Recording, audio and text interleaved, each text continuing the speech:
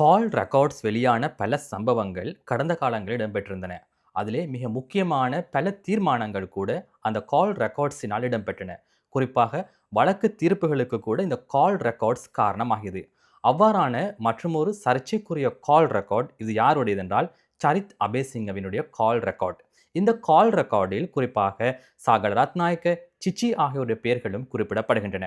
அதே போன்று மற்றுமொரு விடயம், யோஷித்த ராஜபக்ச, வசந்த கரன்னாகொட ஆகியோருக்கு எதிராக இன்று குற்றப்பத்திரிகை தாக்கல் செய்தது. கோட்டாபே ராஜபக்ச தன்னை கைது செய்வதற்கு எதிராக தாக்கல் செய்யப்பட்ட ரிட் மனு எதிர்வரும் 22ஆம் தேதி செப்டம்பர் 22ஆம் தேதி பரிசீலனைக்கு எடுத்துக் கொள்ளப்பட இருக்கின்றது. இவை தொடர்பில் நாங்கள் இன்று விரிவாக ஆராய்வோம்.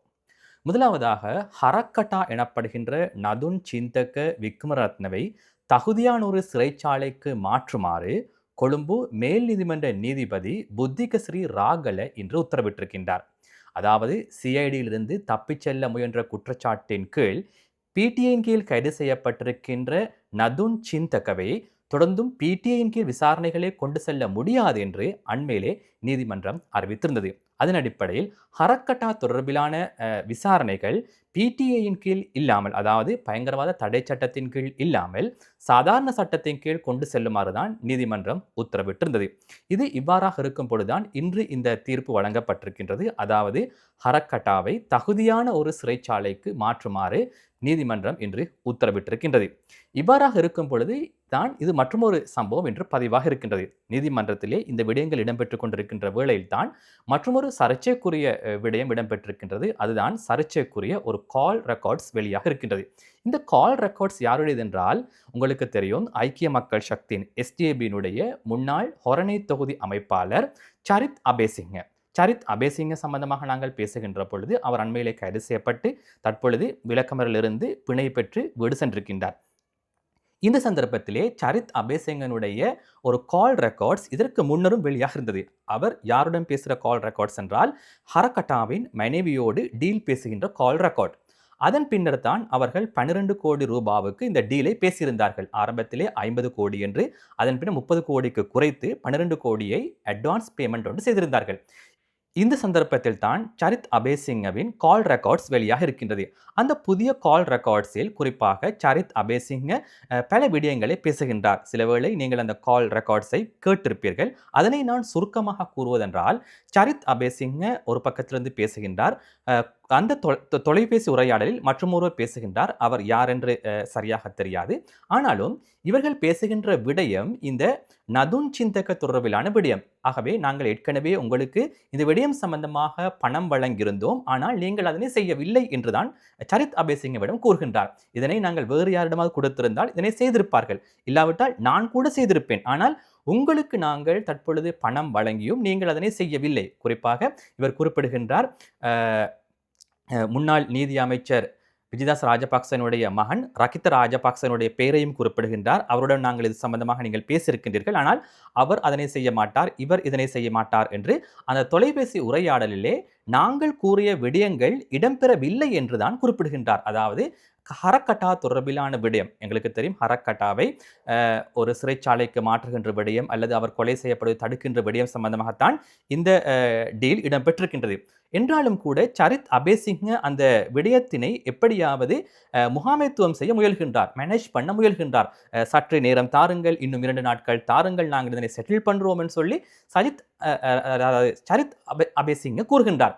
ஆனாலும் கூட இந்த கால் ரெக்கார்ட்ஸ்ல மிக முக்கியமாக கிட்டத்தட்ட ஒரு நீண்ட உரையாடல், அதிலே பலருடைய பெயர்கள் குறிப்பிடப்படுகின்றன. குறிப்பாக சாகல ரத்நாயக்கனுடைய பெயர் குறிப்பிடப்படுகின்றது, சரித் அதாவது சிச்சியினுடைய பெயர் குறிப்பிடப்படுகின்றது. ஆக இவ்வாறாக சிலருடைய பெயர்களும் அங்கு குறிப்பிடப்படுகின்றது. ஆனால் இந்த விடயம் சம்பந்தமாக நாங்கள் விரிவாக பார்க்கின்ற பொழுது, நாங்கள் உங்களுக்கு இந்த டீலை வழங்கினோம், நீங்கள் அதனை செய்யவில்லை என்ற விடயம்தான் இங்கு இடம்பெறுகின்றது. இந்த கால் ரெக்கார்ட்ஸில் சாகல ரத்நாயக்கின் பெயர் குறிப்பிடப்படுகின்றது.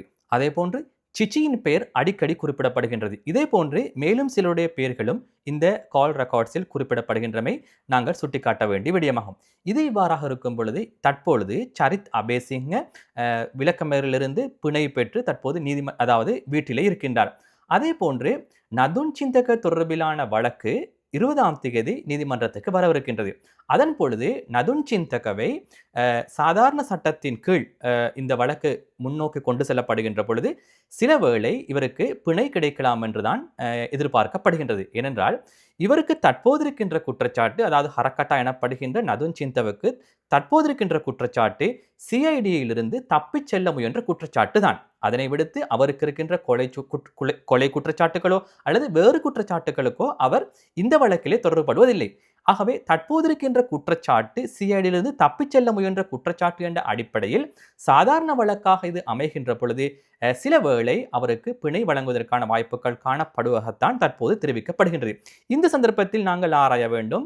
இந்த டீல் சம்பந்தமாக பேசுகின்ற பொழுது தற்பொழுது சரித் அபேசிங்க வெளியில் இருக்கின்றார். சில வேளை ஹரக்கட்டாவும் வெளியே வருவதற்கான வாய்ப்பு இருக்கின்றது. ஆகவே அடுத்த கட்ட நகர்வு எவ்வாறு அமையும் என்று யாருக்கும் கூற முடியாது.